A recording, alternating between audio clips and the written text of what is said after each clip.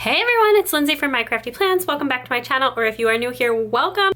Today I have another really quick how-to video for you where we're going to be walking through how I make and print these little book stickers that I've been using in my reading journal all year round. This is probably one of my most requested demonstrations. I have done like Instagram reels, even a YouTube short on how to do this, and I've also shared it in the context of a longer video, but I thought it would be really helpful if you're just searching really quick on how to print these book stickers, if there was just a quick little video tutorial on how to do it. While we're talking about book journaling, I just thought I would also share my favorite reading journal supply. That's how I mark all of these little stars, and a really handy trick for marking a half star as well. So if that sounds good, I'm gonna throw it over to a screen share and jump in. So I get the covers from Goodreads. If you've never used Goodreads, it's just a book reviewing site and you can use it to track your reads. So if I click over to the My Book section, I do try and update this as I finish things.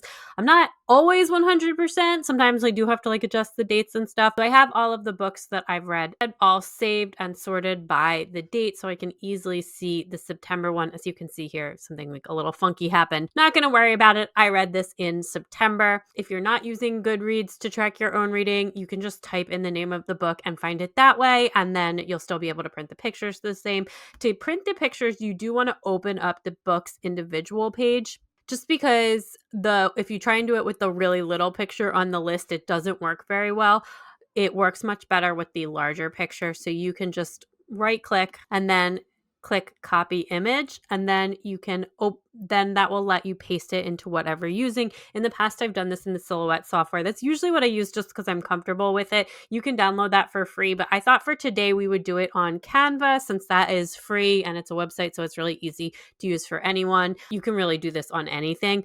So what I am going to do is just open a new design, and I actually went down to the printables ones, and I'm just going to open a blank 8.5 by 11 inch flyer just because I just want a blank page that I can print on the computer. So I can just click that open, and then right on there, I can paste the book. So obviously that's way too large because I'm going to print all of these on one page. And usually when I print these with pictures as well. I'm not doing that today. I'm just going to print these. So then we just need to resize it. And if you just click on the picture, you can open up the thing to crop or resize it. And I'm just going to use the diagonal one here because that will keep the aspect ratio locked, and just size it down. And it tells you how big it is as you are sizing it down.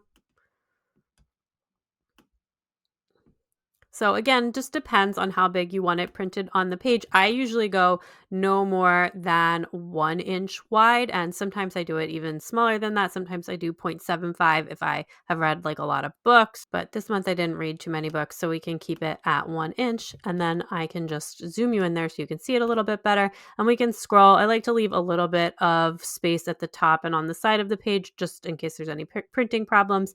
But that's pretty much it. I'm just going to repeat that process for all of the books I read in September.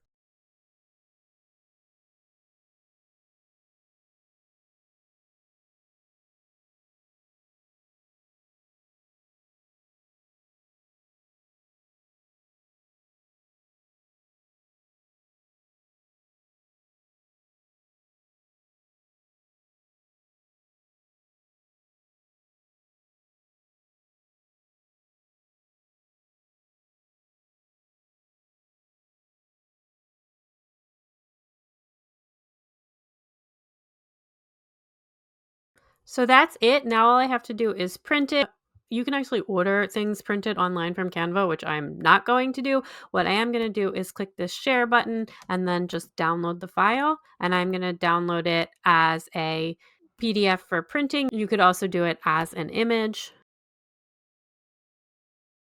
Then we open it up, and I am just going to print it. So that is how I make them. I print these on an HP Photo Envy. I will pop the exact model in here. It is one of those printers that uses the subscription ink. I know I've heard a lot of people complaining about it, but I actually really love it. Super affordable, and then I never have to worry about running out of ink, and their customer service has been really good. I had like a problem a couple months ago with the ink not working correctly, and they were able to get it like straightened out right away for me. I really like that, but it is just a consideration when you're thinking about what kind of photo printer you want to buy. You could also also definitely make these on like those little mini printers like the Canon Ivy or something like that. I don't actually have one of those, but I definitely think you could print these book stickers on that. Any sticker photo paper is gonna work. This is a glossy one. This particular paper is linked in my Amazon store, but really any photo sticker paper is gonna work. And then once I'm all done, I just cut this out using some scissors, not my fingers.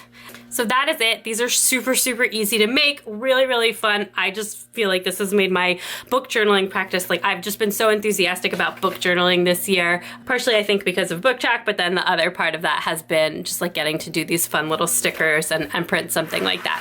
So the last thing that I want to show you, which I just grabbed my journal here to demonstrate, is my favorite pen for marking my reviews, which is how I made all of the stars on this one. Before I had the star marker, I did it like this with the asterisk, and it works the same way, and that is the Erin Condren stamping marker. So these are from the listing packs. The star one is in the teacher pack. You can't buy it individually unless you live near one of the Erin Condren stores. I do believe that if you live near one of the Erin Condren stores, you can sometimes find these for sale individually in the stores, but otherwise you have to get the pack.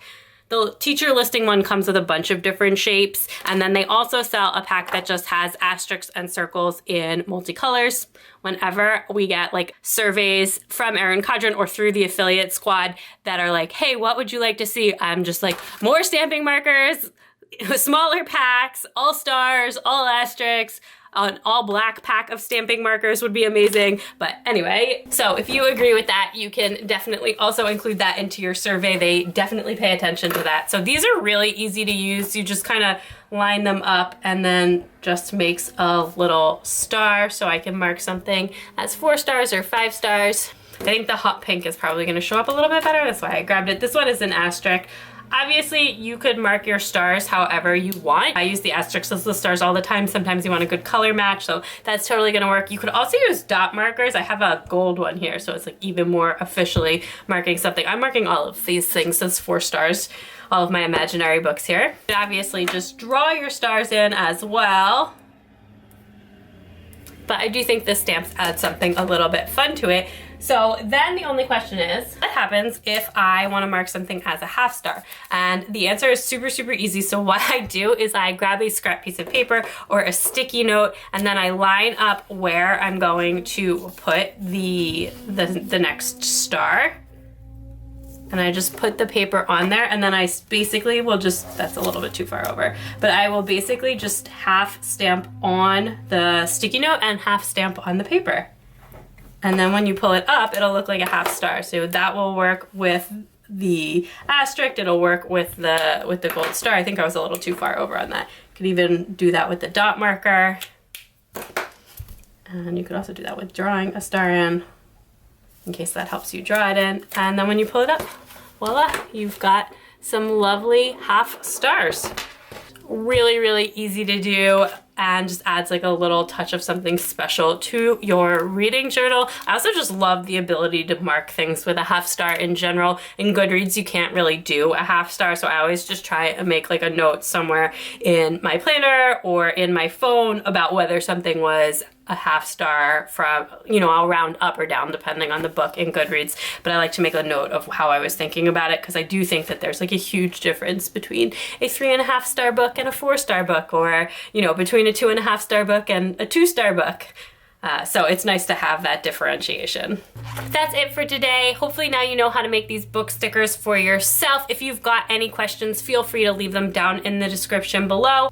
Or if you have anything that you'd like to see in one of these shorter how-to videos, you can also let me know that down in the comments below. Thank you so much for watching. Please subscribe if you haven't already, and check me out on Instagram and TikTok for even more. I post a lot of how-to videos like this over there as well. And I will talk to you all soon. Bye!